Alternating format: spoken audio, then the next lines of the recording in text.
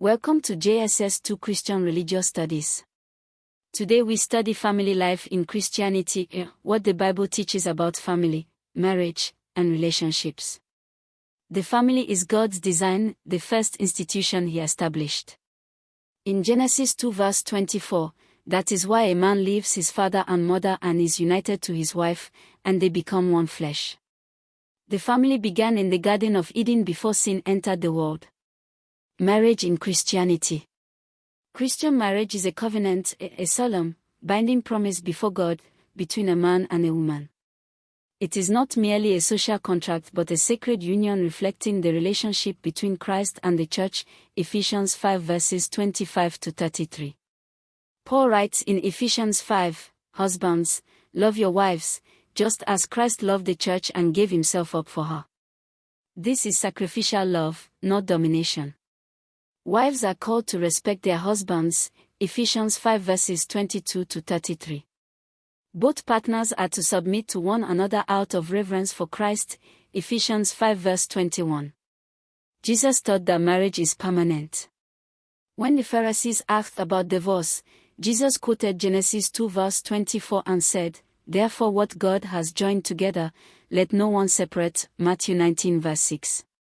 He permitted divorce only in cases of sexual immorality, Matthew 19 verse 9, though this is a concession to human weakness, not the ideal. Purposes of marriage in Christianity. Companionship, it is not good for man to be alone, Genesis 2 verse 18. Procreation, be fruitful and increase in number, Genesis 1 verse 28. Reflection of God's love, the husband-wife relationship mirrors Christ's church. Protection from immorality, 1 Corinthians 7 verse 2. Parenting.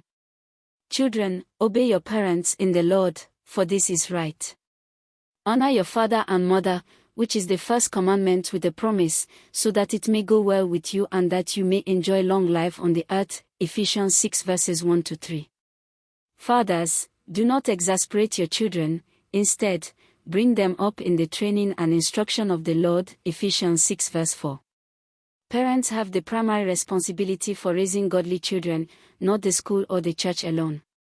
Proverbs 22 verse 6, start children off on the way they should go, and even when they are old they will not turn from it.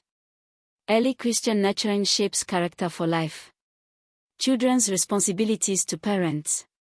Obedience, Ephesians 6 verse 1. Honor, including care of aged parents, 1 Timothy 5 verse 4. Gratitude and love. Siblings and extended family. The Christian family extends beyond the nuclear family.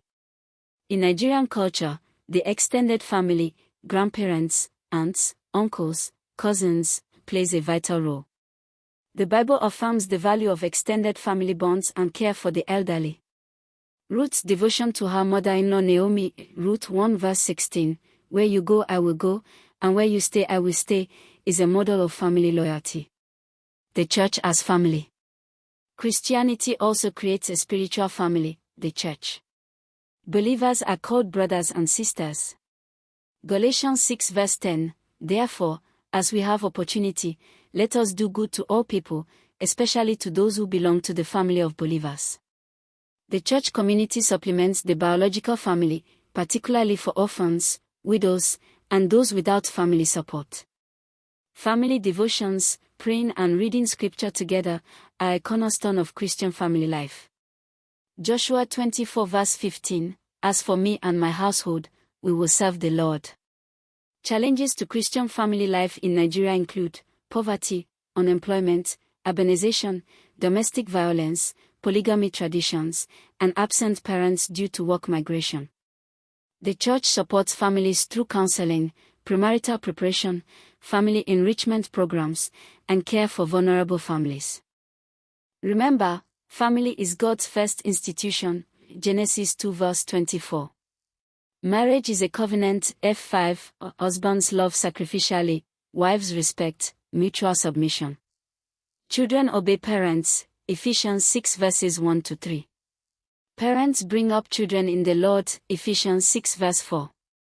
Joshua 24 verse 15, "As for me and my household, we will serve the Lord." Thank you for learning with us today.